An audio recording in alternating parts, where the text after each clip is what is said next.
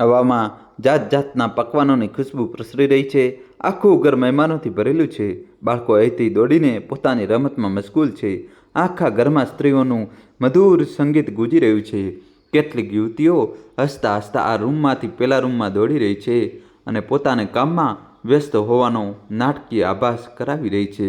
આખું ઘર ફૂલો અને જાત જાતની રંગબેરંગી ઝાલરો અને લાઇટોથી સજાવેલું છે।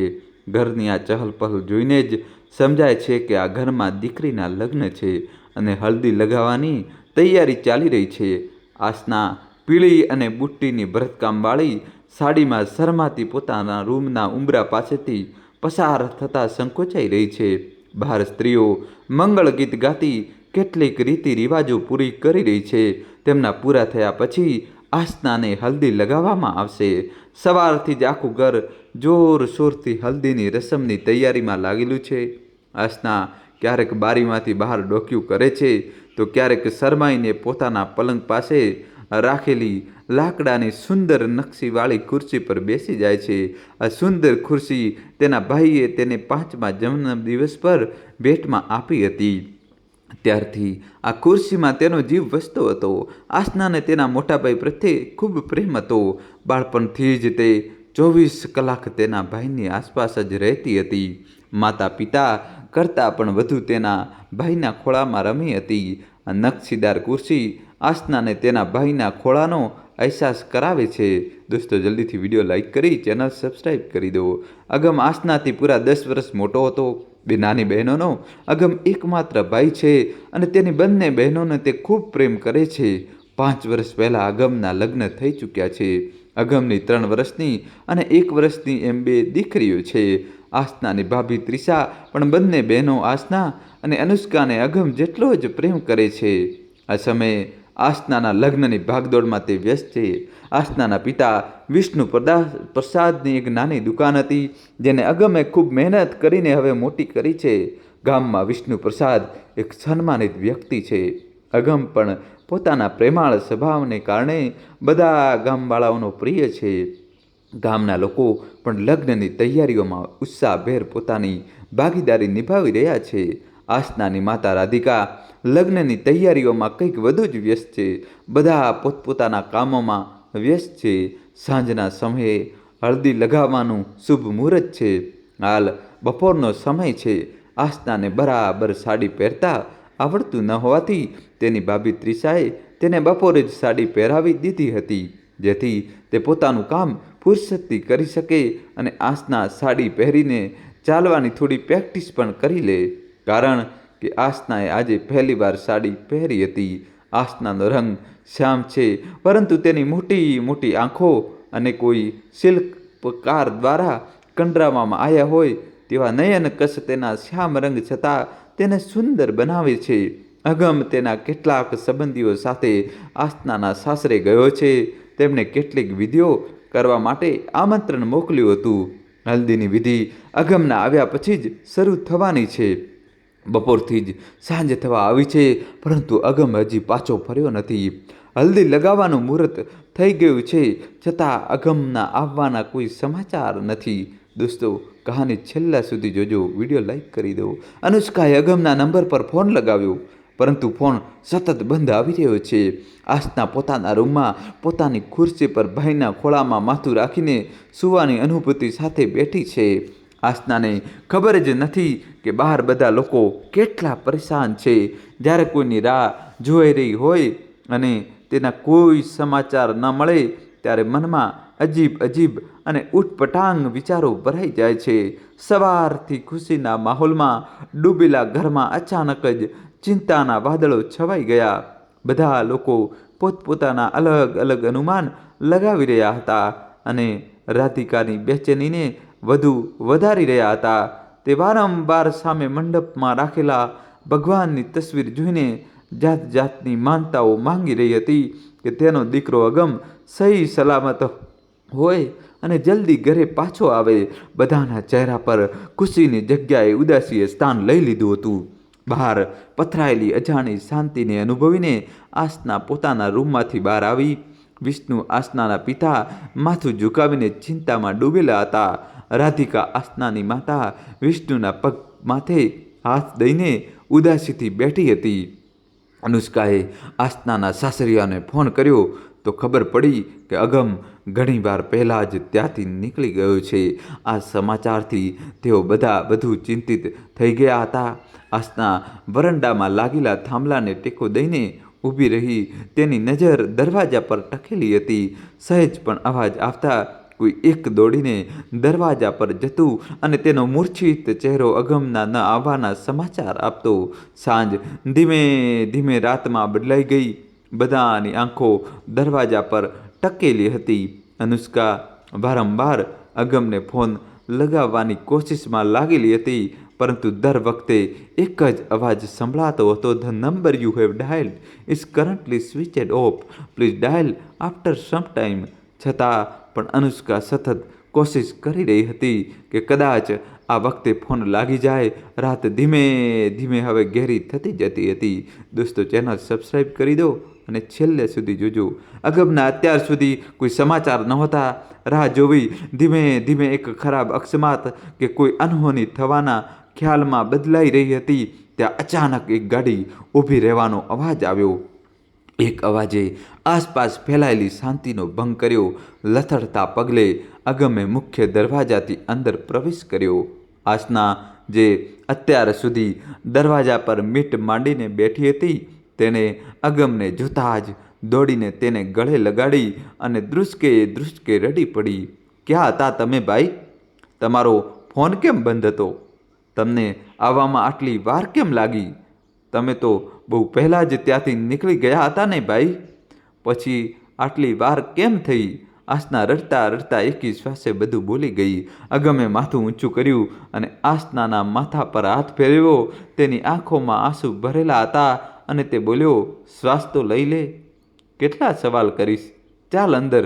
આસનાના પિતાએ બધા મહેમાનોને ઘરે જવા કહ્યું. આમ તો ત્યાં બેઠેલા બધા જ મહાનુભાવો જાણવા માંગતા હતા કે આખરે મામલો શું છે, પરંતુ અગમના કોઈ ઈશારાને પામીને વિષ્ણુએ બધાની સામે કંઈ પૂછ્યું નહીં અને બધાને ઘરે મોકલી દીધા. અંદર આવીને અગમ ધમ દઈને ફર્શ પર બેસી ગયો અને જે આંસુ તેને બહાર રોકી રાખ્યા હતા તે અંદર આવતા જ કોઈ વાદળની જેમ વરસવા લાગ્યા. બધાએ આવીને અગમને ઘેરી લીધો. બધા પરેશાન હતા. આખરે શું થયું? આસનાએ જલ્દી અગમના આખા શરીરની તપાસ કરી લીધી. ક્યાંક કોઈ ઈજાના નિશાન દેખાતા ન હતા. મતલબ અગમ સાથે કોઈ દુર્ઘટના તો નહોતી થઈ, પણ અગમની આંખોમાંથી વહેતા આંસુ બધાને વ્યાકુળ કરી રહ્યા હતા કે આખરે શું થયું છે. અગમના પિતા વિષ્ણુ તેની પાસે આવ્યા અને કડક અવાજમાં પૂછ્યું, આખરે શું થયું છે? જણાવતો કેમ નથી? કંઈ બોલીશ કે ચૂપ રહીને પોતાને અને બધાને પરેશાન કરીશ? અગમે પોતાની લાલ આંસુ ભરેલી આંખોથી વિષ્ણુ તરફ જોયું. વિષ્ણુ ડરી ગયો. તેને પહેલાં ક્યારેય અગમની આંખોમાં આવું દુઃખ જોયું ન હતું. વિષ્ણુની ચિંતા વધી ગઈ હતી. પછી અગમે પોતાને શાંત કરતા કહ્યું, તે લોકોએ લગ્ન કરવાની ના પાડી દીધી. અગમે માથું ઝુકાવીને કહ્યું, પણ કેમ? વિષ્ણુ પ્રસાદે દુઃખ અને આશ્ચર્ય મિશ્રિત ભાવથી પૂછ્યું, તેમને હળદી લાગતા પહેલાં જ 2 લાખ રોકડા જોઈતા હતા. મેં તેમને મનાવવાની ખૂબ કોશિશ કરી. જ્યારે તેઓ ન માન્યા તો હું મારા કેટલાક મિત્રો પાસે પૈસાની વ્યવસ્થા કરવા ગયો, પણ આવા અચાનક કોઈ કેવી રીતે આપી શકે? પૈસા કંઈ ઝાડ પર નથી ઉગતા ને? કહેતા કહેતા અગમનો અવાજ ભરાઈ આવ્યો. નામ છે દોલતસિંહ અને દિલ આટલું ગરીબ. અનુષ્કાને તીખા શબ્દોમાં કહ્યું અને ઇન્દ્રેશ કંઈ જ બોલ્યા નહીં. રાધિકાએ પૂછ્યું, નહીં તે કોઈ ધંધો શરૂ કરવા માગે છે?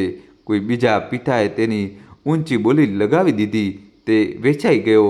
અમારી પાસે એટલા પૈસા નથી કે તેનાથી ઊંચી બોલી લગાવીને ઇન્દ્રેશને લગ્ન માટે મનાવી શકીએ.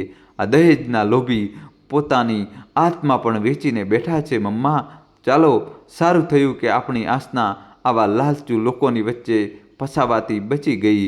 અગમના અવાજમાં હવે એક શાંતિ હતી. પણ બેટા, આવા લગ્નના 3 દિવસ પહેલાં લગ્ન અટકી જવા સારા છે ખરા? લોકો તે લોકોને નહીં, આપણી દીકરીને દોષ આપશે.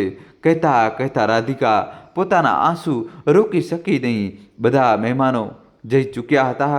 ફક્ત ફૂફાજી જ રોકાયા હતા. તેમણે સૂચન આપ્યું, મારા મિત્રનો દીકરો છે, લગ્ન માટે છોકરી શોધી રહ્યા છે. જો તમે કહો તો હું વાત કરું. સારો છોકરો છે. હું શું કહેવા માંગુ છું કે મારા પિતાજી લગ્નની નક્કી કરેલી તારીખ નહીં બદલે. વિષ્ણુ ચૂપ રહ્યો, પણ રાધિકાએ હા પાડી દીધી.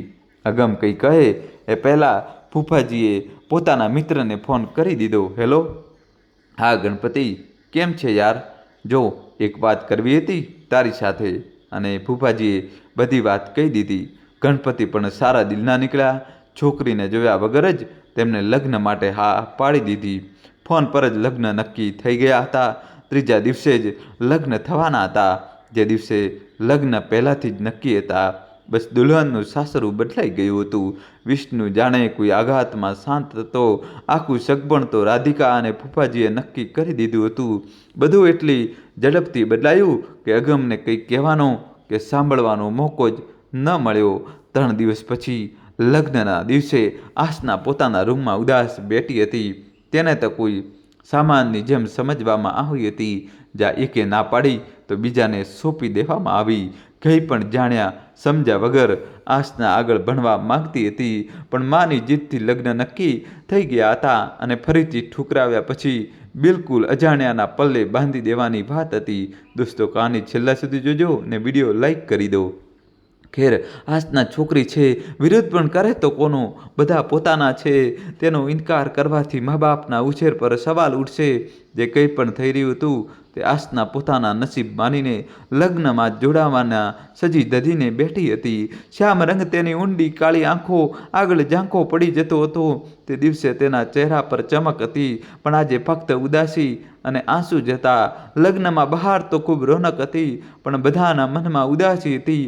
બસ એક વાતની તસલ્લી હતી કે કોઈને કાનો કાન ખબર નહોતી પડી. આ નવા બદલાયેલા વરરાજાની સ્ત્રીઓએ મંગળ ગીત ગાયા. લગ્ન વિધિ સરસ રીતે સંપન્ન થઈ. વિદાયમાં આસના એવી રીતે ધ્રુસકે રડી કે જાણે હવે કદાચ પાછું ફરવાનું હશે. સાચું પણ તો હતું. જે બિલકુલ અજાણ્યો હોય, જેને મા બાપ ભાઈ બહેન કોઈ પણ જરાય પણ આસનાને એ ઘરમાં જતા કેવું લાગવું જોઈતું હતું. પહેલાં થયેલા સંબંધને ઓછામાં ઓછું તેના માતા પિતા ભાઈ બહેન જાણતા તો હતા, પણ આને કોણ જાણતું હતું? જો જાણતા હોત તેમની નિયતિને તો આટલું બધું થાત જ શા માટે? તેઓ પણ આ નવા લોકો જેટલા જ અજાણ્યા હતા. આસના પોતાના મનમાં ઉથલ પાથલ લઈને કારમાં બેસીને સાસરે પહોંચી ગઈ. પતિ કૌશિકની 2 મોટી અને 2 નાની બહેનોએ દુલ્હનનું સારું સ્વાગત કર્યું. સાસુ સસરાએ પણ વહુના આગમન બાદ 2 દિવસ પછી ભોજન અને મોં દેખાડવાની રસમ રાખી. અચાનક થયેલી આ લગ્નમાં કોઈ ખાસ મહેમાન આવ્યા ન હતા, તેથી બધાને મોં દેખાડવાનું નિમંત્રણ મોકલી દેવામાં આવ્યું. નક્કી કરેલા દિવસે વહુની મોં દેખાઈ કરવામાં આવી. છોકરીના નયન નકશ સુંદર છે, પણ કાળી છે. એમનો પરિવાર તો ગોરા રંગનો છે. પછી કાળીને કેવી રીતે પરણાવી લાવ્યા? આટલી તો હુરની પરી નથી કે આટલી છાનીમાની ઉતાવળમાં લગ્ન કરી લીધા. હુરની પરી નથી એટલે જ તો છાનીમાની લગ્ન કર્યા. સુંદર હોત તો ઢોલ લગાડીને લગ્ન કરત. વિચારો કૌશિક, કેવી કાળી સ્ત્રી એના માથે મઢી દીધી. બિચારાના કપાળે આવી વાતો આસનાના કાનોમાં આવતા જતા મહેમાનો પાસેથી પડતી રહી. આસાનીની નવી શરૂઆત આસના દરેક શબ્દની સાથે વધુને વધુ તૂટતી જઈ રહી હતી. આ તો મહેમાનોની વાત હતી. ઘરના સભ્યોનો વ્યવહાર કેવો હશે તે વિચારીને આસના ઊંડા દુઃખમાં ગરકાવ થઈ ગઈ હતી. રસમ પૂરી થઈ તો ચારેય બહેનો મળીને નવી ભાભીને રૂમમાં લઈ આવી. કૌશિક થોડી વાર પછી જ રૂમમાં આવ્યો.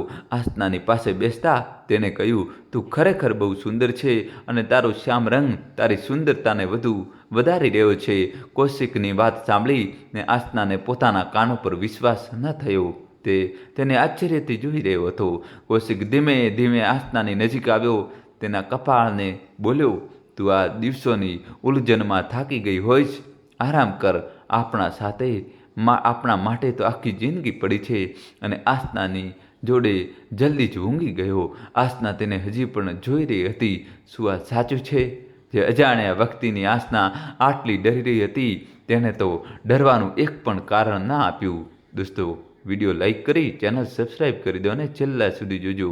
કેટલા દિવસો પછી આજે આસના હસી પછી કૌશિકને જોતા જોતા પોતાના મનમાં શાંતિનો અનુભવ કરીને આસના પણ સૂઈ ગઈ. આસનાનું સાસરું તેના મનમાં રહેલા ડરની સરખામણીમાં સામાન્ય હતું.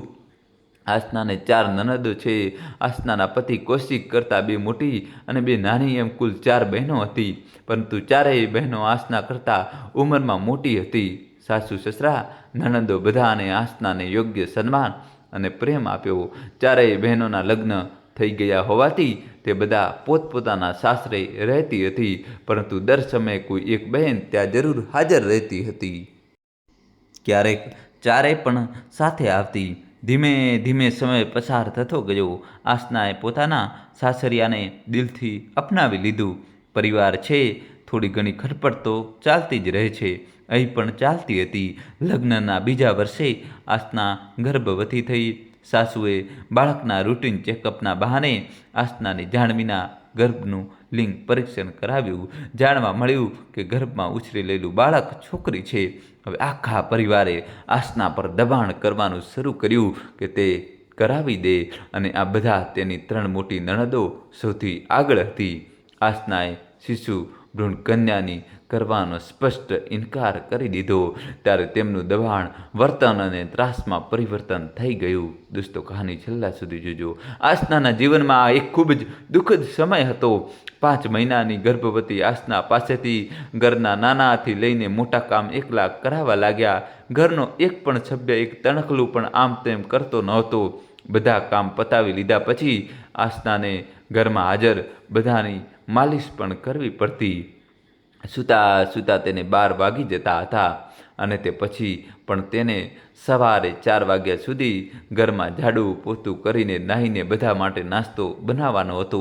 આખો દિવસ તેને પલંગની આસપાસ બેસવાની પણ પરવાનગી નહોતી. આસનાની હાલત દિવસે ને દિવસે દયનીય થતી જઈ રહી હતી. આગમ તેની બહેનને મળવા માટે એક દિવસ અચાનક જ આવી ગયો. એવું વિચારીને કે આસના તેને જોઈને ખુશ થઈ જશે. પરંતુ જ્યારે અગમ આવ્યો ત્યારે પહેલાં તો આસના પોતે જ સંકોચાઈને ઊભી રહી. પછી પોતાના ભાઈના ગળે લાગીને ધ્રુસકે ધ્રુસકે રડી પડી. આસનાની હાલત તેનું દરેક દર્દ વણવી રહી હતી.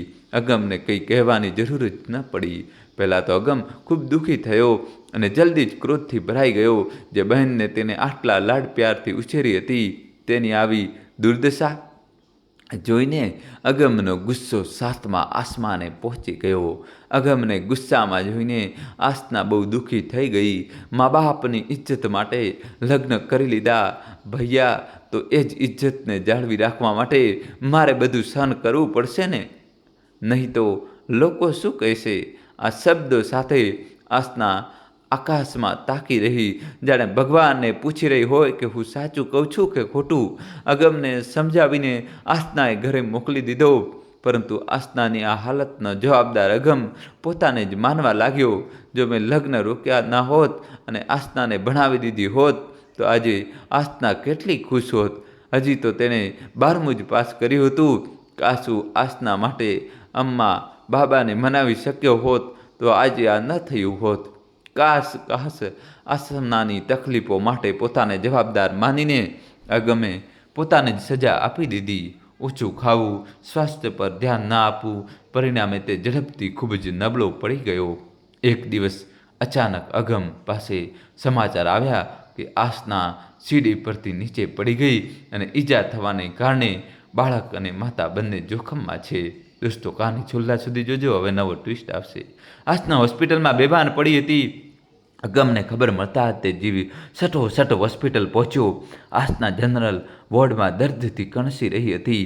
હજી સુધી તેની જરૂરી સારવાર શરૂ કરવામાં આવી નહોતી. હોસ્પિટલવાળાઓએ જણાવ્યું કે હજી સુધી કોઈએ સારવાર માટે તસ્દી લીધી નહોતી. ઘરવાળા હાજર તો હતા પણ તેના જીવની કોઈને ચિંતા નહોતી. ડૉક્ટર પોતે પોતાની મરજીથી ઓપરેશન કેવી રીતે શરૂ કરી શકે જ્યાં સુધી કે ઘરવાળા ન કહે. અગમને સમજાઈ ગયું હતું કારણ શું છે. ડૉક્ટરને સારવાર શરૂ કરવાનું કહીને તે ભાગતો ભાગતો ઘરે પહોંચ્યો. જેટલા પૈસા થઈ શકે તેટલા લઈ આવ્યો. સારવાર શરૂ થઈ પણ ત્યાં સુધીમાં આસ્થનાની હાલત વધુ બગડી ગઈ હતી. બાળકે ગર્ભમાં દમ તોડી દીધો હતો. અગમે કાગળો પર સહી કરી ડૉક્ટરના કહેવા મુજબ આ ઓપરેશન ગંભીર હતું. જો આમાં આસ્થનાનો જીવ જતો રહે તો તેના માટે અગમને તૈયાર રહેવું જોઈએ. દોસ્તો, અમારી સાથે જોડાયેલા રહેજો. પછી તેને ક્યાં શું થઈ રહ્યું હતું તેની કોઈને ખબર નહોતી. અગમ રાધિકાને તેના રૂમમાં લઈ ગયો. તરસા જમવાનું લઈને આવી તો અગમે રાધિકાની પાસે બેસીને પોતાના હાથે જમવાનું ખવડાવ્યું. અમ્માના પગમાં માલિશ કરી. ધીમે ધીમે અમ્મા સૂઈ ગયા. આસ્થના દરવાજા પર ઊભી ચૂપચાપ અમ્માને જોઈ રહી. અમ્માને તે દિવસે આવા સહારાની ખૂબ જરૂર હતી. અમ્માના સૂઈ ગયા પછી અગમ ઊભો થયો અને દરવાજા પર ઊભેલી આસ્થનાના માથા પર હાથ ફેરવીને કહ્યું, ચાલ જમી લે અને આરામ કર. જે કંઈ વાતો છે તે કાલે કરીશું. ફિકર ના કર, હું જીવતો છું ત્યાં સુધી તને તેમના હાથની કઠપૂતળી નહીં બનવા દઉં. આસ્થનાએ ભીની આંખોથી અગમ સામે જોયું અને પોતાના આંસુ છુપાવવા માટે જલ્દી પાંપણો પટપટાવી. પછી અગમની પાછળ જમવાના સ્થળે આવી બે મનથી જમીને પોતાના પલંગ પર આવીને પડી ગઈ. ખામોશીથી છત પર લાગેલા પંખાને તાકતી રહી, જાણે શું ચાલી રહ્યું હતું તેના મગજમાં. પછી તેને પોતાની ભીની આંખો મીચી દીધી. આંખો બંધ કરતાં જ તેની આંખોમાં તેના ભાઈનો હસતો ચહેરો હતો. અગમ આસ્થનાની કેટલી પરવા કરે છે. આસ્થનાએ પોતાની આંખો ખોલી અને જે વિચાર તેના મગજમાં ઝડપથી તરી રહ્યો હતો તેને કાઢી નાખ્યો. દોસ્તો, કહાની છેલ્લા સુધી જોજો અને ચેનલ સબસ્ક્રાઈબ કરી દો. કેટલાક દિવસો ચૂપચાપ આમ જ પસાર થઈ ગયા. આસ્થના સંપૂર્ણ સ્વસ્થ થઈ ગઈ હતી અને પોતાના દુઃખને સ્વજનો સાથે રહીને ભૂલવા લાગી ગઈ હતી. પરંતુ સમય તેની આટલી સરળતાથી કેવી રીતે ભૂલવા દે? એક દિવસ સવારે વહેલા જ કૌશિક આસ્થનાને પોતાના સાથે લઈ જવા આવી ગયો. અગમે તો પહેલાં જવા માટે ના પાડી, પરંતુ કૌશિકના વારંવાર પ્રેમભર્યા આગ્રહને ના કહી શકી નહીં. આસ્થનાને એ કહેવા પર કે કૌશિકને કંઈ પણ ખબર નથી, તે આ બધામાં સામેલ નથી. આસ્થનાના જવા માટે આ શરતે હા પાડી કે આસ્થના તેને બધું જ જણાવશે. આસ્થનાએ પણ માથું ઝુકાવીને હા પાડી દીધી. આસ્થનાના બીજા રૂમમાં ગયા પછી કૌશિકે ખૂબ જ સંકોચ સાથે કહ્યું, ભાઈ તે હું શું થયું કૌશિક? તમે ક્યારથી અકલાવા લાગ્યા? અગમે મજાકના અંદાજમાં કહ્યું, હા ભાઈ, તે મારે તમને કંઈક કહેવું છે. કૌશિકે પોતાની આંખો જમીનમાં ખોડીને કહ્યું, હા તો કહો, શું વાત છે? અગમે પોતાની આંખો કૌશિક પર સ્થિર કરતાં કહ્યું, ભાઈ, મને નવા બિઝનેસ માટે થોડા પૈસા જોઈતા હતા. મેં મારા કેટલાક મિત્રો સાથે પણ વાત કરી છે. જો તમે થોડી મદદ કરી દો તો મારું કામ શરૂ થઈ જાય. બિઝનેસ જામી જતાં જ હું તમારા પૈસા પાછા આપી દઈશ. કૌશિકે અગમ તરફ આશાભરી નજરથી જોયું. અગમ થોડીવાર મૌન રહ્યો. તે શું કહેતો? તેણે પણ આસ્થાનાની સારવારમાં અને તેના સ્વાસ્થ્ય સુધારવામાં પોતાની બધી જ બચત ખર્ચી નાખી હતી. આવા સમયે તે કૌશિકને કેવી રીતે મદદ કરતો? પરંતુ કૌશિકે એટલી આશાથી કહ્યું હતું કે અગમ તેને નિરાશ પણ ન કરી શકતો હતો. અગમે કંઈક વિચારતા કહ્યું, તમે આજે તો રોકાશો ને કૌશિક? કાલે હું આસ્થાની વિદાયની બધી વ્યવસ્થા કરી દઈશ. અને પછી કૌશિકના ખભા દબાવીને ઘરની બહાર નીકળી ગયો. દોસ્તો, વિડીયો લાઈક કરી ચેનલ સબસ્ક્રાઈબ કરી દો અને તમારા ભાઈ માટે છેલ્લા સુધી જોજો. હવે નવું ટ્વિસ્ટ આવશે. કૌશિકને સમજાયું નહીં કે આગમના આ રીતે જવાને તે શું સમજે.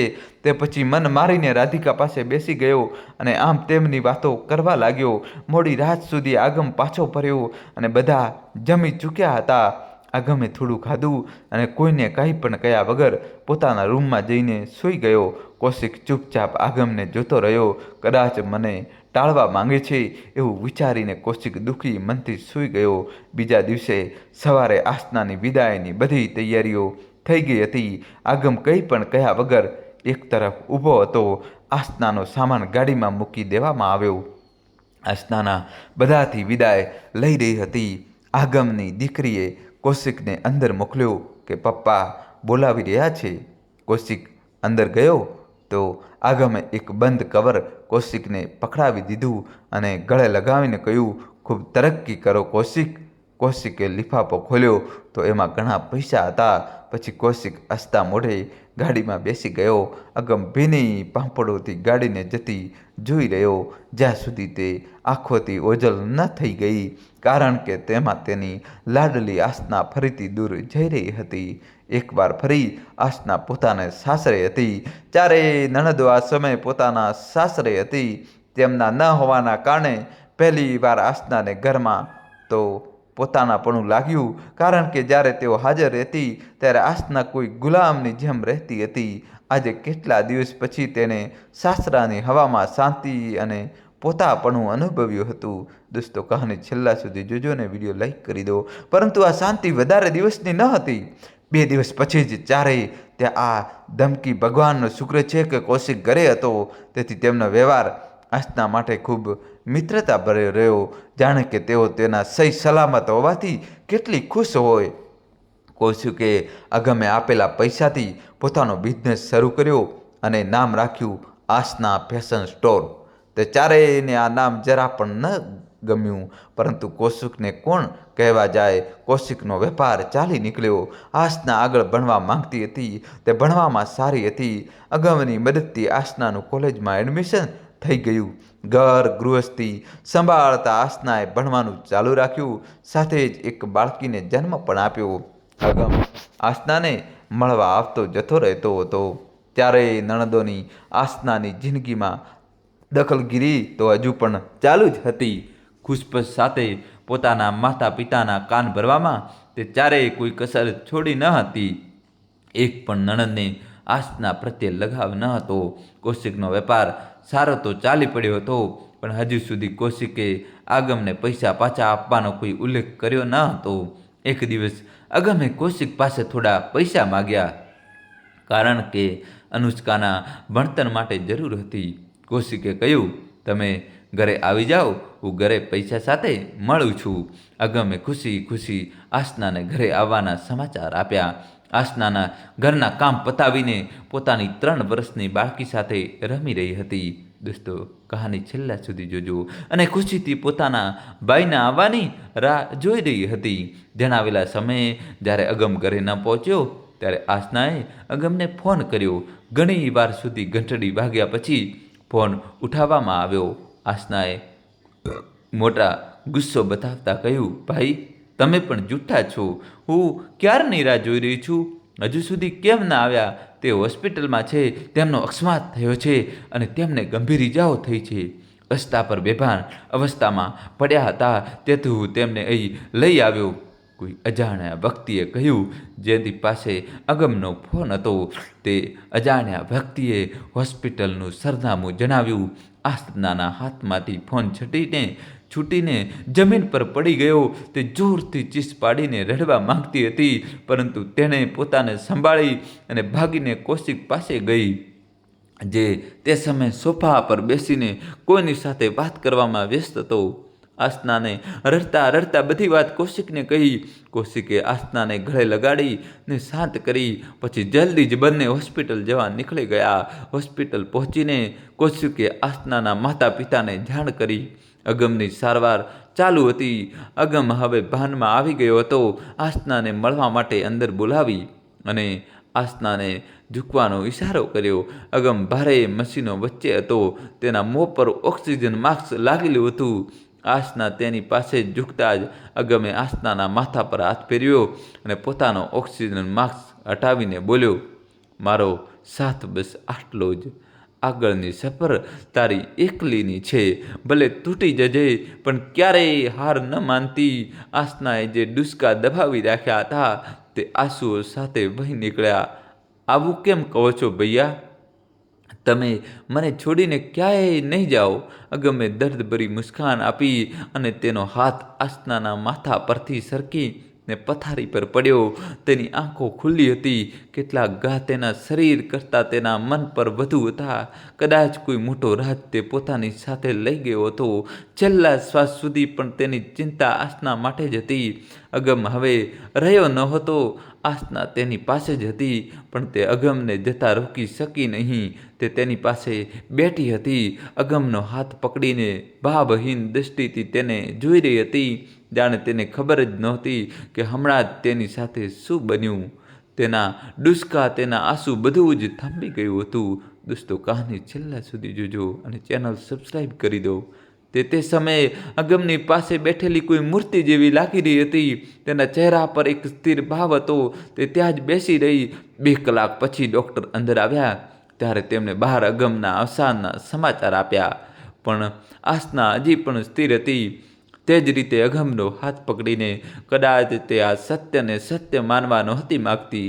ડૉક્ટરે જ્યારે આસનાનો હાથ અગમ પાસેથી છોડાવ્યો ત્યારે તે જોરથી ચીસો પાડી, ભૈયા છે મારા, હાથ ન છોડાવો, ક્યાંય નહીં જાઓ, હું સાથે રહીશ. તે હવે નથી રહ્યા. એક નર્સના કહેવા પર એક જોરદાર થપ્પડનો અવાજ આવ્યો જે આસનાએ નર્સને માર્યો હતો અને આસના જોરથી ચીસો પાડી રહી હતી કે તે જ છે અને રહેશે. ત્યારબાદ ધડામ અવાજ સાથે આસના હોસ્પિટલની જમીન પર પડી ગઈ. આસનાને બેડ પર સુવડાવવામાં આવી. સ્પષ્ટપણે તેને ઘેરો આઘાત લાગ્યો હતો. તેથી નર્સે તેના પર ગુસ્સો ન કર્યો, બલકે તેનું સારી રીતે ધ્યાન રાખ્યું. થોડીવાર પછી અનુષ્કા અને તેના માતા પિતા અને ભાભી સાથે હોસ્પિટલ પહોંચી. સામે અગમને નિષ્પ્રાણ જોઈને અનુષ્કા પણ એક ચીજ સાથે ધડાક ભેર સીડીઓ પરથી જમીન પર આવી પડી. ડૉક્ટરે નબજ જોઈ તો તે બંધ થઈ ચૂકી હતી. પોતાના ભાઈને આ રૂપમાં જોઈ ન શકી અને તેની ધડકનો બંધ થઈને તેનો સાથ છોડી દીધો અને અનુષ્કાને પણ અગમની સાથે કરી દીધી. રાધિકા અને વિષ્ણુ ત્યાં જ ઊભા રહીને બધું જોતા હતા. 2 બાળકોએ દુનિયાને એક જ દિવસે અલવિદા કહી દીધું હતું અને એકની હાલત નાજુક બનેલી હતી. 2 દિવસ પછી જ્યારે આસનાને ભાન આવ્યું ત્યારે કદાચ તેને ફરીથી બેભાન થઈ જવાની ઈચ્છા થઈ.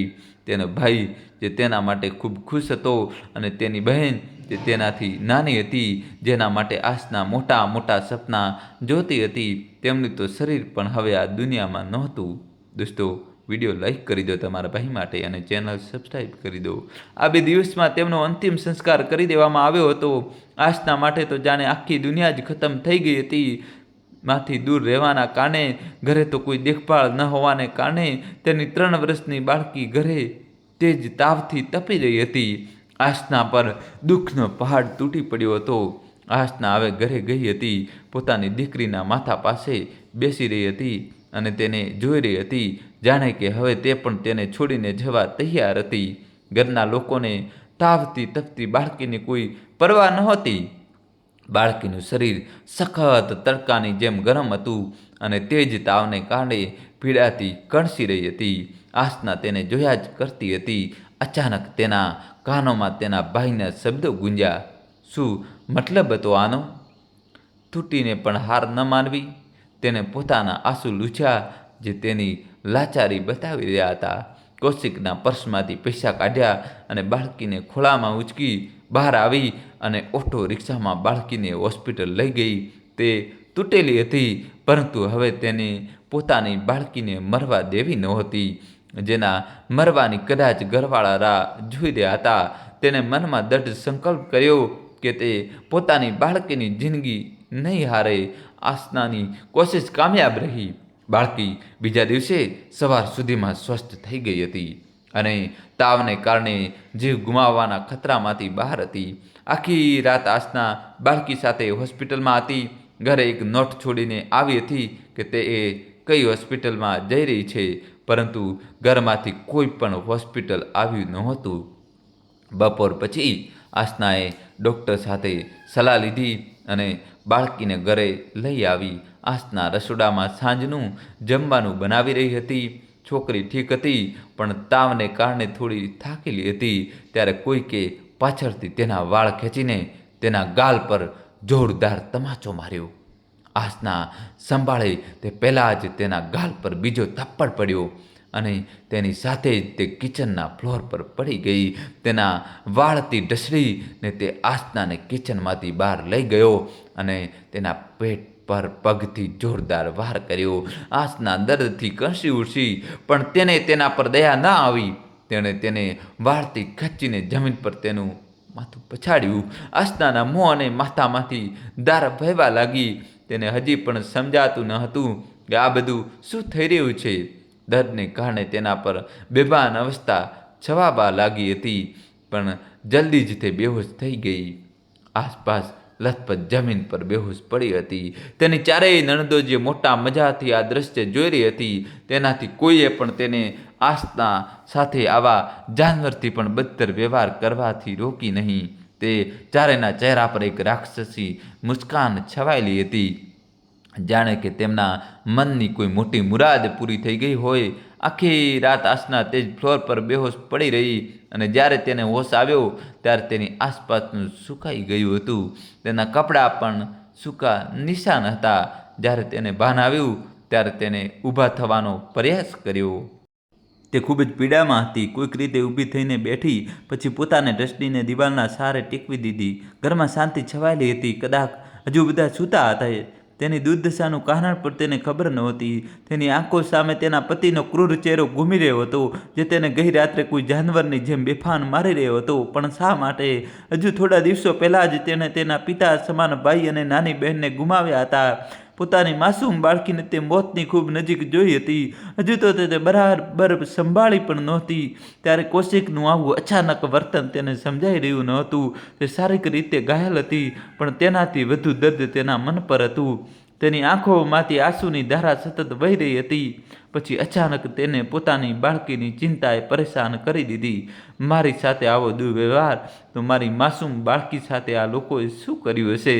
બાળકીના રૂમમાં પણ કોઈ હલચલ દેખાઈ રહી નહોતી. દોસ્તો, કહાની છેલ્લા સુધી જોજો તમારા ભાઈ માટે, અને વિડીયો લાઈક કરી ચેનલ સબસ્ક્રાઈબ કરી દો.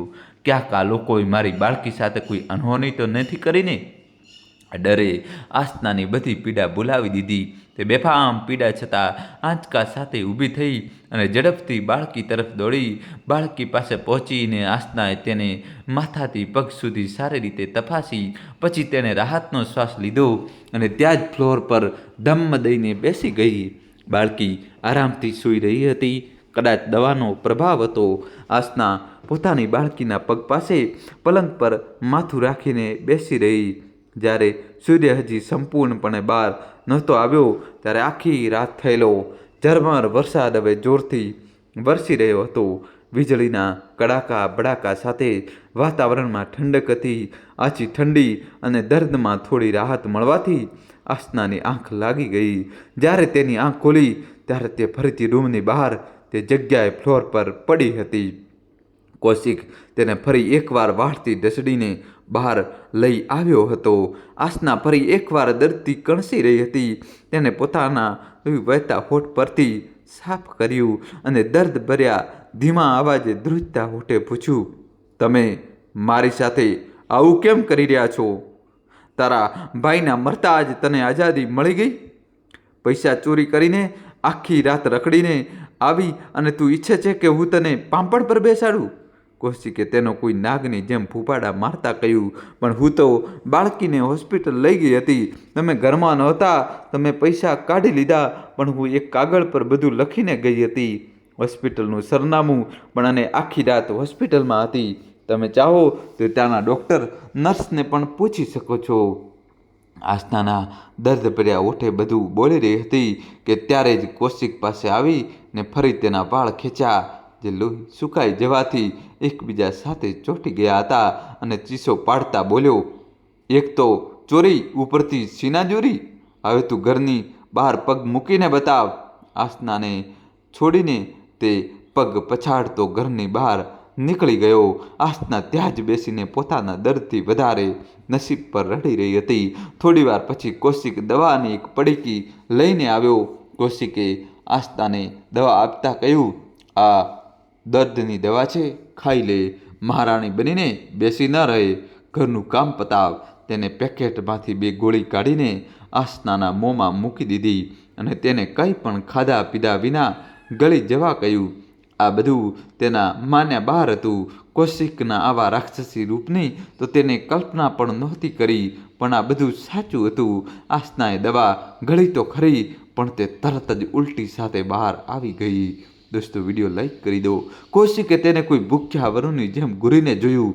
આસ્થા ડરથી થરથરી ગઈ, પણ આ વખતે તેને બસ આ બધું સાફ કરવાની સૂચના આપીને તેને છોડી દીધી અને ઉપરના રૂમમાં જતો રહ્યો. ત્યાં કદાચ તેનો આખો પરિવાર બધું જાણતો હોવા છતાં અજાણ હોવાનો ઢોંગ કરીને વાતોમાં મશગુલ હતો. આસના પોતાની જાતને સંભાળતી ઊભી થઈ. બાથરૂમમાં જઈને તેને ઘા સાફ કર્યા, પણ તેના મન પર જે ઘા થયા હતા તે ક્યાં સાફ થવાના હતા. તેને સ્વચ્છ કપડાં પહેર્યા અને રસોડામાં ગઈ. પીડા હોવા છતાં તેને બધા માટે નાસ્તો બનાવ્યો. બધા ખાઈ પીને પોતાના રૂમમાં મસ્ત હતા. આસના કોઈ ગુલામની જેમ પીડામાં કામ કરતી હતી. નાસ્તા પછી બપોરના ભોજનની તૈયારી હતી. નાસ્તામાં બચેલું કંઈક ખાઈને આસનાને દર્દની દવા લીધી, જે તેના રાક્ષસ પતિએ તેને આપી હતી. પછી આસના દ્વારા જે એને ફરીથી કામમાં લાગી ગઈ. તેની હિંમત પણ નહોતી કે તે એકવાર રૂમમાં જઈને પોતાની બીમાર દીકરીને જોઈ લે. આ બધું તો જાણે હવે કૌશિકનું પ્રિય કામ બની ગયું હતું. એક ઘા ભરાતો નહોતો ત્યાં બીજો કરી દેતો. કૌશિક તેને નવો ઘા આપતો હતો. હવે તો તે રોજ દારૂના નશામાં ધૂત રહેવા લાગ્યો હતો. આસના પોતાના જ ઘરમાં કેદી બની ગઈ હતી. પોતાના પર થઈ રહેલા અત્યાચારનું કારણ પણ તેને ખબર નહોતી.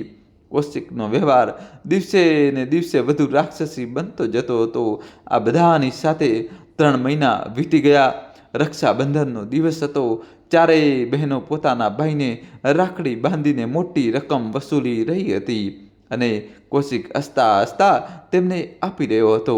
દોસ્તો, કહાની છેલ્લા સુધી જોજો અને ચેનલ સબસ્ક્રાઈબ કરી દો તમારા ભાઈ માટે. જોવામાં બધું બિલકુલ સામાન્ય લાગી રહ્યું હતું. કોઈ કહી જ ન શકે કે આ એ જ કૌશિક છે જે આસનાને રોજ જાનવરોની જેમ વર્તન કરતો હતો. બધા સાથે બેસીને હસી મજાકમાં વ્યસ્ત હતા અને વચ્ચે વચ્ચે આસનાને ત્રાસી નજરથી જોઈ રહ્યા હતા અને દાનવીય હાસ્ય હસી રહ્યા હતા. આસનાને અગમની હંમેશા યાદ આવતી હતી, પણ આજે તો ખૂબ જ વધારે. આસના ઉઠીને રૂમમાં ચાલી ગઈ અને અગમની તસવીરને ગળે લગાડીને ધ્રુસકે રડી પડી. દરેક રક્ષાબંધન પર અગમ આસનાને મળવા જરૂર આવતો હતો. રક્ષાબંધનના એક દિવસ પહેલાં અનુષ્કા પણ સાથે આવતી હતી. બાળપણથી મોટા થવા સુધી બંને બહેનો દર વર્ષે એક જ સાથે અગમને રાખડી બાંધતી હતી. આ વખતે બંને તેને આ દુનિયામાં એકલો છોડીને ક્યાંક દૂર જતી રહી હતી, જ્યાંથી ક્યારેય કોઈ પાછું ફર્યું નથી. આવી જગ્યાએ આસના પાસે આંસુ સિવાય કંઈ પણ બચ્યું ન હતું. તે ઘરમાં એક પણ માણસ એવો નહોતો જે આસના માટે દુઃખી હોય કે તેને બધું ઠીક થઈ જવાનો દિલાસો આપે. ખબર નહીં ક્યાં જંગલી લોકોની વચ્ચે આવીને ફસાઈ ગઈ હતી. દોસ્તો, જલ્દીથી ચેનલ સબસ્ક્રાઈબ કરી દો અને કહાની છેલ્લા સુધી જોજો. આસના જ્યાંથી નીકળવાનો તેને રસ્તો જ સૂચતો ન હતો. આસના તે ઘરમાં ફક્ત એક ગુલામ જેવી હતી. આસના જે બધા દુઃખો સહન કરીને બસ કામ કરતી રહેતી હતી. એટલો અત્યાચાર તો કદાચ અંગ્રેજોએ પણ પોતાના ગુલામો પર નહીં કર્યો હોય. આસનાને ડર હતો કે તેના વિરોધ કરવા પર ક્યાંક આ લોકો તેની બાળકી સાથે કંઈ ખોટું ના કરે. આ ડરથી પોતાની બાળકીની ખાતર તે ચૂપચાપ તેમના અત્યાચારો સહન કરી રહી હતી. આસનાને કોઈને મળવા વાત કરવા કે ઉંબરાની બહાર પણ પગ મૂકવાની આઝાદી નહોતી. ત્યારમાંથી કોઈને કોઈ તેના પર સતત નજર રાખતી હતી. તે રક્ષાબંધનના દિવસે પણ આસનાએ આખો દિવસ કામ કર્યું અને બાકીનાએ આરામ કર્યો. જે આરામ કરીને થાકી જતી હતી અને થાક દૂર કરવા માટે ફરી આરામ કરતી હતી. રાત્રે બધાને ખવડાવ્યા પીવડાવ્યા પછી આસનાએ કિચન રસોડાની સાફ સફાઈ કરી, કારણ કે તે દિવસ પછી રસોડામાં જ આસનાના સૂવાની જગ્યા હતી, જ્યાં તે પોતાની બાળકી સાથે ફર્શ પર એક ફાટેલું જૂનું કપડું પાથરીને સૂતી હતી. બાળકી સૂઈ ગઈ હતી. તેના કપાળ પર હાથ ફેરવતા આસના પણ સૂઈ ગઈ. સપનામાં તેણે પોતાના ભાઈને જોયો, જે આસનાથી નારાજ હતા અને વારંવાર કહી રહ્યા હતા કે તને હું યાદ છું, પણ મારી વાત નહીં. શું કહ્યું હતું મેં તે છેલ્લા દિવસે? કહેતા અત્યંત દુઃખથી પાછો ફર્યો અને આસનાથી દૂર જવા લાગ્યો. આસના તેને રોકવા પાછળ દોડી અને રડતા રડતા બોલી, જશો નહીં ભૈયા મને એકલી છોડીને. પરંતુ અગમ આગળ વધતો ગયો અને ધુમ્મસમાં ખોવાઈ ગયો.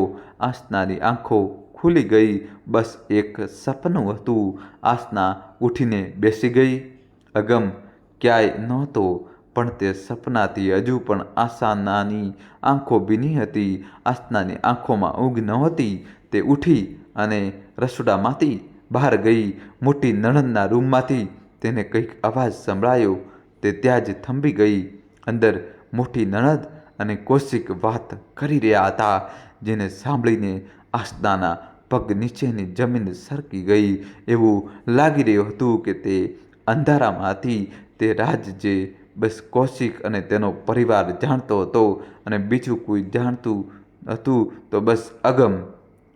ક્યાં કૌશિક ક્યાં સુધી આ મહારાણીનો બોજ ઉઠાવશે? મારી નણદની નણદ તો તને બહુ પસંદ કરે છે. હજુ પણ લગ્ન માટે તૈયાર બેઠી છે. તું હા કહે તો 5 લાખ રોકડા આપવા તૈયાર બેઠા છે. આનું તો કંઈક કરવું પડશે ને? એક મોટી રકમ મેળવવા માટે કંઈક ખર્ચ કરવું પડશે. આના માટે શું તું પણ જે રીતે તે અગમને ઠેકાણે પાડ્યો આને પણ પાડી દે? લોકો તો આજે પણ તેના મોતને અકસ્માત સમજે છે. કોઈને શંકા પણ નથી કે તેનું મોત અકસ્માત નહીં, પ્લાનિંગ હતું. દોસ્તો, હવે કહાનીમાં નવો ટ્વિસ્ટ આવશે. છેલ્લા સુધી જોજો ને ચેનલ તમારા ભાઈ માટે સબસ્ક્રાઈબ કરી દો. તેની બહેનના ચહેરા પર હાસ્ય છવાઈ ગયું. શું કરતો એટલું? મારી પાસે એટલા વધારાના પૈસા નથી કે હું તેને તેના એકવાર કહેવા પર 3 લાખ ચૂપચાપ પાછા આપી દઉં. તેના ઘરનાઓને તો આજ સુધી નથી ખબર કે તેણે ખેતર ગીરવે મૂકીને મને પૈસા આપ્યા હતા. તેની સાથે જ બધી ઉધારી ખતમ. કૌશિક જોરથી હસી પડ્યો, જાણે કે થોડા પૈસા માટે એક માણસનો જીવ લઈ લેવો કોઈ મોટી વાત ના હોય. તો તેની બહેન માટે શું વિચાર્યું તે? વિચારવાનું શું છે દીદી? બિચારી પોતાના ભાઈ વગર એકલી પડી ગઈ છે. તેને તેની દીકરી સાથે ત્યાં મોકલી દઈશું જ્યાં તેના પ્યારા ભાઈ બહેન છે. આ સાથે જ રૂમમાં બંને ભાઈ બહેનની રાક્ષસી હાસ્ય ગુંજી ઉઠી. તે કોઈના મૃત્યુની મોટી બેશરમીથી મજાક ઉડાવી રહ્યા હતા. આસનાને તેમની હરકતો પર કોઈ આશ્ચર્ય ન થયું. તે દબાયેલા પગલે પાછી કિચનમાં જતી રહી. થોડીવાર પછી બંને ભાઈ બહેને આસનાને ડોક્યું કરીને જોયું. આસના જાગી હતી પણ સૂવાનો ઢોંગ કરી રહી હતી. આસનાને તેમના ઈરાદાઓ ખબર હતા. આવા સંજોગોમાં ભલા તેને ઊંઘ કેવી રીતે આવે? તે પડખું ફરીને સૂતી રહી. આખો દિવસ તેના પર કડક નજર રાખવામાં આવતી હતી. આસનાને કોઈની સાથે વાત કરવાની કે બહાર જવાની કોશિશ કરી ન હતી. તેથી તે બધા આસના તરફથી નિશ્ચિત થઈને સૂઈ ગયા. બસ આ બંને સિવાય આ બંને શેતાનો પણ જલ્દી સૂઈ ગયા. આસના તે રાત્રે જ ઘરેથી ભાગી જવા માગતી હતી, પણ તેણે કંઈક બીજું વિચાર્યું. બીજા દિવસે સવારે રોજની જેમ જ આસનાએ બધા કામ કર્યા. તે એકદમ સામાન્ય રહી. ઘરની સાફ સફાઈ કરી, જાણે તેને આ ઘરમાંથી બહાર જવાની કોઈ ઈચ્છા જ ન હોય. રાત્રે બધા શાંતિથી સૂઈ ગયા. દિવસ દરમિયાન સાફ સફાઈના બહાને તેને ઘરના બધા દાગીના ભેગા કરીને રસોડામાં છુપાવી દીધા હતા. દોસ્તો, કહાની છેલ્લા સુધી જોજો અને વિડીયો લાઈક કરી દો તમારા ભાઈ માટે. બધાના સૂઈ ગયા પછી આસનાએ તેની દીકરીને ઉઠાડી અને દાગીના પૈસા સાથે ઘર છોડીને ભાગી ગઈ. તેણે બધાના દૂધમાં તેની સાસુની ઊંઘની ગોળી ભેળવી દીધી હતી, જેના કારણે કોઈ જાગી શક્યું નહીં અને સવારે પણ મોડે સુધી સૂતા રહ્યા. તે બધાને મળીને ઊંડું ષડયંત્ર રચ્યું હતું. હવે આસનાને ન્યાય જોઈતો હતો અને તેના ભાઈ બહેનના મોતનો બદલો. આસના દ્રઢ નિશ્ચય સાથે ઘરથી નીકળી હતી. તેના માટે કંઈ પણ કરવા તૈયાર હતી. તે જેલમાંથી નીકળીને તેની સહેલીના ઘરે ગઈ, જેના પતિ પોલીસમાં હતા. પોતાની આખી આપવીતી કહી સંભળાવ્યા પછી આસનાએ કહ્યું, મને ફક્ત ન્યાય નહીં, બદલો પણ જોઈએ છે. તે લોકોએ મારા ભાઈનો જીવ લીધો અને બહેનના મોતનું કારણ પણ તે જ છે. કહેતા આસનાની આંખો ગુસ્સાથી લાલચોળ ચમકી રહી હતી. આસનાના શરીર પર ઘણા ઘા અને ઘાના નિશાન હતા. તેની બહેનપણીના પતિ નીતિને તેને સારી રીતે સમજાવી અને આસના રાજી થઈ ગઈ. બીજા દિવસે સવારે મેડિકલ રિપોર્ટ સાથે આસનાએ તેના પતિ અને સાસરિયાના બધા લોકો સામે દહેજ માટે ત્રાસ આપવા અને ઘરમાંથી કાઢી મૂકવા બદલ FIR નોંધાવી. દોસ્તો, ચેનલ સબસ્ક્રાઈબ કરી દો અને છેલ્લા સુધી જોજો, જેથી નવા વિડીયો આવે તો નોટિફિકેશન મળતી રહે. સાંજે નીતિન એકલો જ આસનાની FIR વિશે માહિતી આપવા આવ્યો અને તેમના હિતેચ્છુ હોવાનો ખોટો દેખાવ કર્યો. કૌશિકને પોલીસવાળો તેમને મદદગાર લાગ્યો. તેણે તેની સાથે હાથ મિલાવવાનું યોગ્ય સમજ્યું. પોલીસે પણ દોસ્તીનો હાથ લંબાવ્યો અને પછી તેને પોતાની સાથે બહાર ચાલવા કહ્યું કે ચાલો ક્યાંક બહાર જઈને નવી દોસ્તીની ઉજવણી કરીએ. કૌશિક તો ખુશીથી ફૂલાઈ ગયો હતો કે એક પોલીસવાળા સાથે તેની દોસ્તી થઈ રહી છે, જે આગળ જતાં બહુ કામ આવશે. થોડીવાર પછી ઘરના કપડામાં જ નીતિન સાથે બેસી ગયો. નીતિન તેને પોતાની સાથે નજીકના એક ખાલી મકાનમાં લઈ ગયો. ત્યાં દોસ્તીની ઉજવણીમાં બંને દારૂ પીધો. જોકે દારૂ તો માત્ર કૌશિક જ પીધો. નીતિન તો પીવાનો ઢોંગ કરી રહ્યો હતો. કૌશિક બહુ ખુશ હતો. ખુશીમાં તે એટલું પી ગયો કે તેને ભાન જ ન રહ્યું. જ્યારે તે પીને સંપૂર્ણપણે ટલ્લી થઈ ગયો ત્યારે તેની આંખો બંધ થવા લાગી. બંધ થતી આંખોથી તેણે જોયું કે સામે આસના ઊભી હતી, જે ગુસ્સાથી તેને ઘૂરી રહી હતી. પરંતુ તે એટલો પી ચૂક્યો હતો કે જલ્દી જ બેહોશીમાં સરી પડ્યો. બીજા દિવસે ત્યારે કૌશિકની આંખ ખુલી ત્યારે તેણે આસપાસ જોયું. તે એક ગાદીવાળા સફેદ પલંગ પર હતો. તેના હાથમાં ડ્રીપ લાગેલી હતી. આસપાસ અનેક અજાણ્યા લોકો સૂતેલા હતા. ચારેય બાજુથી દવાઓની તીવ્ર ગંધ આવી રહી હતી. મતલબ સ્પષ્ટ હતો કે તે હોસ્પિટલમાં હતો. પણ શા માટે? આનો જવાબ તેને થોડી જ સેકન્ડમાં મળી ગયો. બેડ પર તેનું અડધું જ શરીર હતું. તેના બંને પગ ગાયબ હતા. તે દર્દ અને દુઃખની ચીસો પાડીને રડવા લાગ્યો. ત્યારે ડૉક્ટરે આવીને તેને શાંત કર્યો અને દિલાસો આપતા કહ્યું, ખૂબ જ નેક પોલીસવાળો છે નીતિન. અવારનવાર જરૂરિયાતમંદ લોકોની મદદ કરે છે. હોસ્પિટલમાં તો એનું આવવું જવાનું લાગેલું જ રહે છે. બિચારાને હવે તો બધા ઓળખે છે. ખૂબ જ કર્મનિષ્ઠ અને ન્યાયપ્રિય છે. હંમેશા ભ્રષ્ટાચારના વિરુદ્ધમાં ઊભેલો મળે છે. હું તો દિલથી તેની ઇજ્જત કરું છું. તું નશામાં ધૂત થઈને પાટા પર સૂઈ ગયો હતો. બિચારાએ તને જોયો અને બચાવવાની કોશિશ કરી, પણ તે પહેલાં ટ્રેન તારા સુધી પહોંચી ગઈ અને તે તારા બંને પગ ગુમાવી દીધા. તે તો સમયસર હોસ્પિટલ આવી ગયા, નહીતર જીવથી જાત. ડૉક્ટરે ખભા ઉછાળીને કહ્યું. ચાલ્યા ગયા. કૌશિકની વાત સાંભળનારું કોઈ ન હતું, કારણ કે કોઈ પણ તે ઈમાનદાર પોલીસવાળાને વિરુદ્ધ ન તો બોલતું હતું ન તો સાંભળતું હતું. કૌશિક પોતાના સારા કર્મોને કારણે ખૂબ જ લોકપ્રિય હતો, પરંતુ પગ ગુમાવીને તે ઘરે પાછો ફર્યો. હવે તેના લગ્ન માટે 5 લાખ રૂપિયા તો શું, કોઈ તેને લગ્નમાં જવા માટે 5 રૂપિયા પણ આપવા તૈયાર નહોતું. દોસ્તો, કહાની છેલ્લા સુધી જોજો તમારા ભાઈ માટે અને ચેનલ સબસ્ક્રાઈબ કરી દો. દહેજ ઉત્પીડન માટે બધાને જેલ થઈ. ચારેય નણંદોના ખરાબ વર્તન અને તેમની દ્વારા કરવામાં આવેલા દરેક દુર્વ્યવહારને નીતિનની મદદથી 1 અઠવાડિયા સુધી ન્યૂઝ ચેનલો અને અખબારોમાં સતત ચર્ચામાં રાખવામાં આવ્યું. આના પરિણામે તે ચારેયના સાસરિયાઓએ તેમને ઘરમાંથી કાઢી મૂક્યા અને બધા સંબંધો સંપૂર્ણપણે તોડી નાખ્યા. આ બધું થવામાં થોડો સમય લાગ્યો, પરંતુ આસનાએ પોતાની સાથે થયેલા અત્યાચાર અને ભાઈના મૃત્યુનો સારી રીતે બદલો લીધો હતો. નીતિનના સહયોગથી તે ગુનેગારોને યોગ્ય પાઠ ભણાવ્યો હતો. વર્ષો પછી જ્યારે તેઓ જેલમાંથી બહાર આવ્યા ત્યારે તેમનું ઘર પણ નીલામ થઈ ચૂક્યું હતું. બહેનો સમાજમાંથી બહિષ્કૃત થઈ ગઈ હતી. માતા પિતા જીર્ણ શીર્ણ કંકાલ જેવા થઈ ગયા હતા અને કૌશિક અપંગ હતો. બંને પગ ન હતા. લાલચના કારણે હવે બધા મંદિરના ભિખારી હતા. કોઈ પણ તે લોકોને પોતાના સંબંધી કહેતું નહોતું.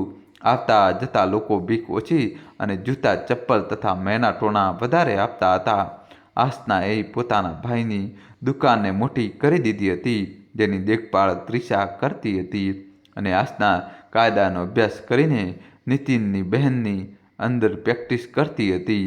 આસના પોતાના ઘર પરિવારનો આધાર હતી, સાથે જ જરૂરિયાતમંદ લોકોની મદદગાર પણ થતી હતી. દોસ્તો, ત્રણેય બાળકો એક તેનું અને અગમના બે સારા સ્કૂલમાં ભણે છે. આસના તૂટી ગયા પછી પણ હાર ન માની અને તે રાક્ષસો પાસેથી યોગ્ય બદલો લીધો. દોસ્તો, તો મિત્રો, તમને આ કહાની કેવી લાગી કોમેન્ટ્સમાં જણાવજો. સારી લાગી હોય વિડીયો લાઈક કરો અને ચેનલ સબસ્ક્રાઈબ કરજો. અને દોસ્તો, કોમેન્ટ્સમાં તમારે તમારા ભાઈ માટે જય શ્રી કૃષ્ણ તો લખવું જ પડશે. દોસ્તો, જલ્દીથી જય શ્રી કૃષ્ણ લખી દો. ખૂબ ખૂબ ધન્યવાદ. તમારો ખૂબ ખૂબ આભાર. વિડીયો લાઈક કરીને ચેનલ સબસ્ક્રાઈબ કરી દો. અત્યારે જલ્દીથી જય શ્રી કૃષ્ણ લખી દો મિત્રો. Thank you. ધન્યવાદ.